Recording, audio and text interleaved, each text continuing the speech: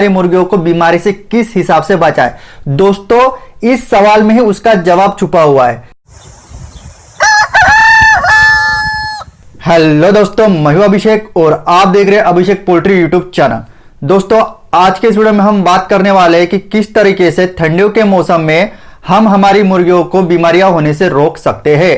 कल ही मुझे एक पोल्ट्री फार्मर भाई का कॉल आया था। उन्होंने कहा कि सर ये मेरी ब्रॉयलर की दूसरी बैच है, मैंने अपने फार्म पर 1000 ब्रॉयलर के बर्ड डाले हुए हैं, लेकिन 22 दिनों में मेरे अभी तक के 70 से लेकर 75 बर्ड्स की मोर्टेलिटी हो गई है। ठीक है, उनके साथ मैंने 15-20 मिनट तक के बात की और उनकी गलती कहां पर हो रही है इसका मुझे अंदाजा लग गया।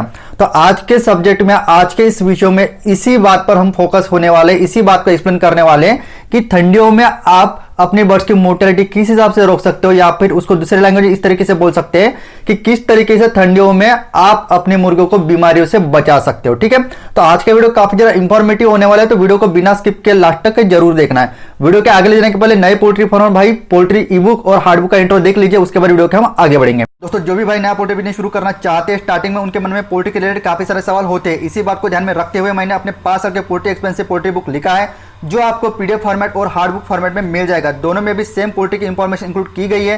पीडीएफ ई बुक की अगर मैं बात करूं तो वो मात्र आपको 50 रुपये में मिल जाएगा। जैसे आप पेमेंट करते हो तुरंत आपके व्हाट्सएप नंबर पे पीडीएफ ई बुक सेंड की जाएगी, जो बड़ी आसानी से आप अपने मोबाइल पे ही पढ़ सकते हो। हार्ड कॉपी की अगर मैं बात करूं तो वो आपको मात्र 200 रुपये में मिल जाएगी। इसके लिए all over India delivery charges 50 रुपये लगेंगे। आपकी काफी ज्यादा डिमांड के कारण हमने पोल्ट्री हार्ड बुक की कैश ऑन डिलीवरी भी शुरू कर दी है।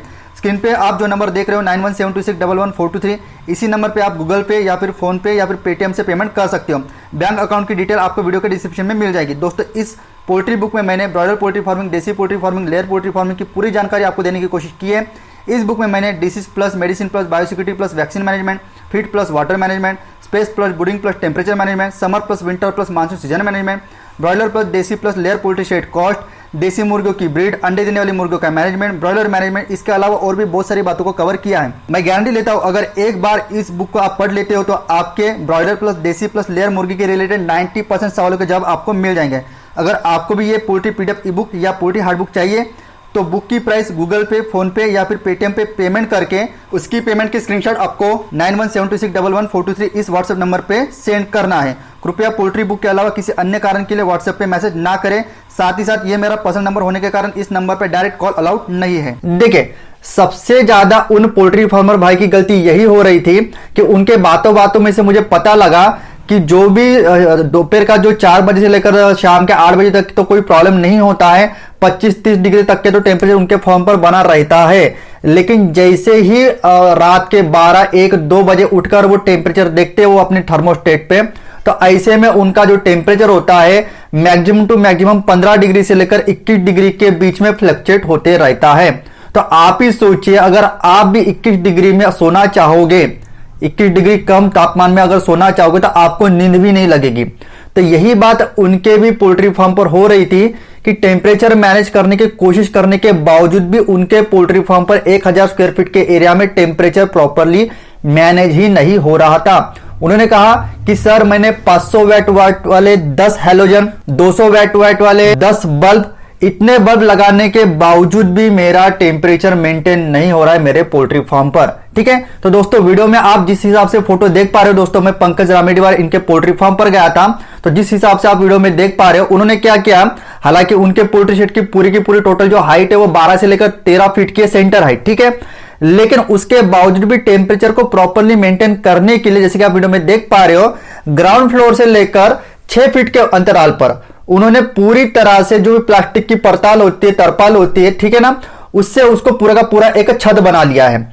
इससे फायदा क्या हो रहा है, जो भी टेम्परेचर आपका लाइट बनवा रहे हैं 500 वाट वाले हैलोजन या फिर 200 वाट वाले बल्ब, वो पूरी तरह से ग्राउंड फ्लोर से लेकर 6 फीट के अंतराल पर ही पूरी तरह से बनेगा। ठीक है, हालांकि आपकी सेंटर हाइट 10 फीट से लेकर 12 फीट की रहती है, तो इसका मतलब 6 फीट के ऊपर जितनी भी टेम्परेचर बनेगा वो पूरा का पूरा आपका वेस्टेज होने वाला है। तो मैंने भी उनको यही सजेस्ट किया कि इतनी कोशिश करने के बाद, इतना इलेक्ट्रिसिटी का बिल आ जाने के बाद या फिर इतनी इलेक्ट्रिसिटी आप यूज कर रहे हो, इसके बावजूद भी जब आपका टेम्परेचर नहीं बन पा रहा है तो सारे के सारे फसाद का जो जड़ है वो प्रॉपरली आपके पोल्ट्री फार्म पर टेम्परेचर बन नहीं पा रहा, इसी कारण है। तो उनको भी मैंने वही सजेस्ट किया कि ग्राउंड फ्लोर से 6 फीट के अंतराल पर आपको एक प्लास्टिक की तरपाल लगा देनी है। पूरा 1000 स्क्वायर फीट का एरिया ही ढक लेना है। वेंटिलेशन के लिए ज्यादा से ज्यादा 5x2 या फिर 5x3 की थोड़ी सी जगह खुली रखनी है रात के समय में।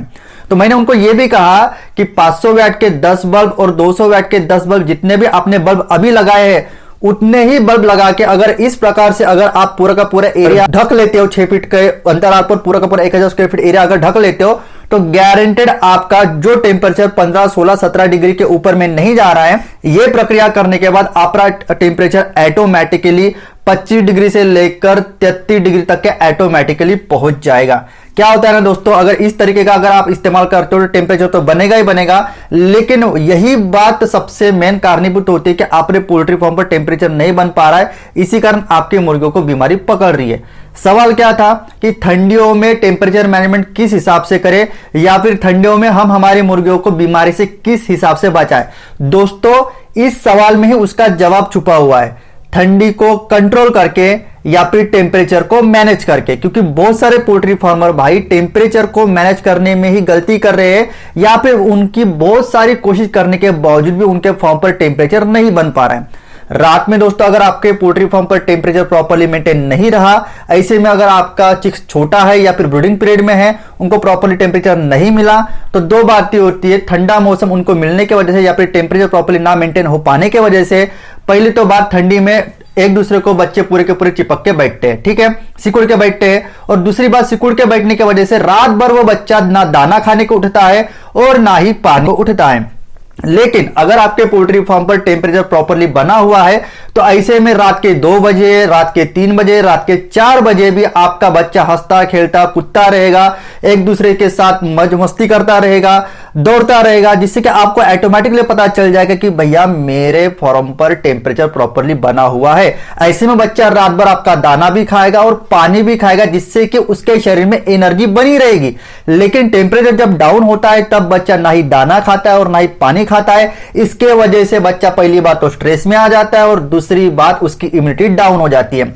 ये दोनों भी कारण के वजह से जो छोटी मोटी बीमारी होती है, इसके वजह से भी फिर आपके पोल्ट्री फार्म पर बीमारियां आना चालू हो जाती है। एक बार आपके बच्चों की इम्यूनिटी डाउन हो गई तो फिर क्या छोटी छोटी बीमारियां भी उसकी मोर्टेलिटी को कारणीभूत होती है। फिर सीआरडी भी आपको पकड़ती है, फिर इकोली भी आपको भी पकड़ती है, न जाने कितनी प्रकार की बीमारियां फिर आपके बच्चों को पकड़ लेते हैं। तो सारे के सारे फसाद की जो जड़ होती है वो टेम्परेचर प्रॉपर्ली आपके शेड पर ना बनना। तो जैसे कि मैंने बोला, जैसे कि आप वीडियो में देख पा रहे हो, ग्राउंड फ्लोर से लेकर 6 फीट के अंतराल पर आपको पूरी की पूरी प्लास्टिक की तरपाल लगवा देनी है।